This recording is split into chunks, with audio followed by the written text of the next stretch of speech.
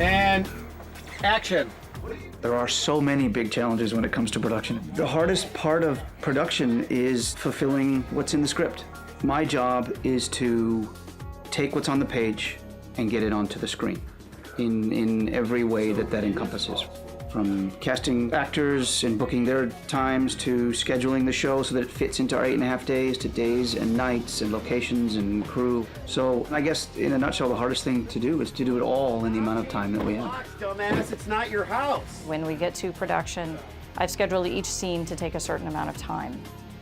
So it's my job to make sure that the whole crew is moving forward as quickly as we can in support of the director in getting the scenes done, so that we finish in our 12 hours.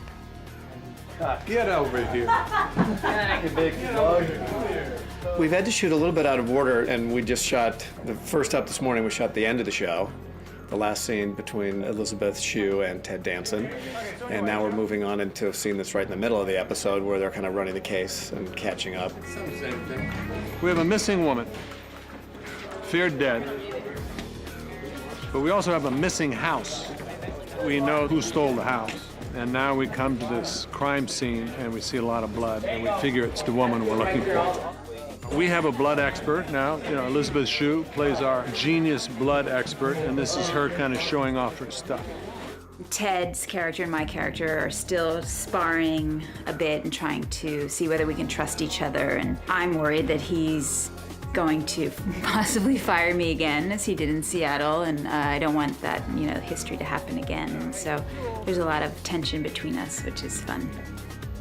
I just don't want history to repeat itself. That makes two of us. So we have some scenes with Lisa and Ted today that go out of order, but we're able to combine their work and be as efficient as possible. Alex, terrific. He's so prepared. It takes things off of my shoulders and other departments. He's really great about decisions, and he's very committed to his vision of how he sees things, and it makes it easier on everybody. Stop!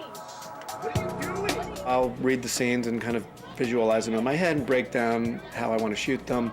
But sometimes on the day, if we get in the room and the actors have an idea, or you discover something during the rehearsal, that's the fun part. You have to be willing to be flexible.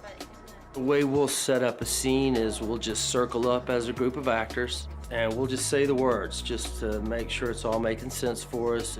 If a line that I have may sound better coming out of Sarah's mouth or DB's, then we kind of give each other lines and stuff like that to make sure we're on the same page. You try on the words over and over and over and over again until they make sense. Because this is not, hey, honey, how are you? How are the kids kind of dialogue. What you're not picking up and getting from the words, you're being shown visually what happened in little flashbacks. So it's really fascinating. You really do become the forensic scientist trying to figure this out along with your heroes. In every scene, I handwrite out all my lines. It's not mine until I see my handwriting and write it. And I can't memorize it unless I write it out, which is really weird. But if you go scene by scene, it seems to be more manageable. You can't chop up our house! I'm gonna cut it down the middle. Are you crazy? Stop! In this current episode, they wrote that a house gets stolen off its foundation, driven down the street, and dropped in the desert. So that comes across my desk, and I have to pull the great team that we have here together and say, okay, how do we actually figure that out? I mean, that's an exciting challenge. Who gets to do that in their daily job? And it wouldn't be done without the great technical staff that we have and the creative staff that we have. So, hats off to them for being able to carry this through and make it real. Our group here is amazing. I can't say enough about how great, from our grips, the electrical people, our camera crew, our operators are all outstanding. We all have worked together for a while, so everybody communicates pretty well. And I can just almost do a body language thing and they know what I'm looking for. This is one of the fastest crews I've ever worked with. They've done it for 11 years. I mean, they've got this down. They work incredibly quickly. Look at this. They're putting in a wall because before the cameras were there, now they have to put the wall in so they can turn around and shoot this direction. And the neat part about that is you get more time as an actor to get your stuff right because they light so quickly that they turn it back over to the actors and the director so that you have time to work on it on camera, which is really great.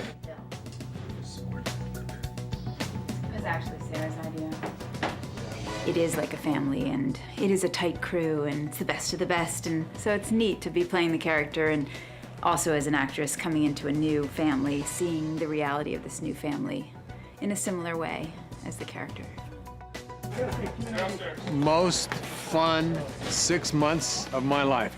You come to work with master carpenters, master electricians, people who can paint with light. You know, it's an astounding group of technicians who are really, really good at their job. It's fun to watch. A lot of times I feel like there's this giant old school stopwatch behind us because you just can't stop for anything. It's just 90 miles an hour all the time, which is cool once you get used to it, but I dig it. I dig it. I find that money. Let's go. You always think when you read the script, we're never going to be able to get the shot in 9 days, and we do. It just happens. And that's fun. I mean, that's the fun part. At the end of the day, when we get real quiet and we roll, I mean, it's like being a kid. This is such a blast. I pinch myself coming to work every day. It's a pretty fun job. And cut.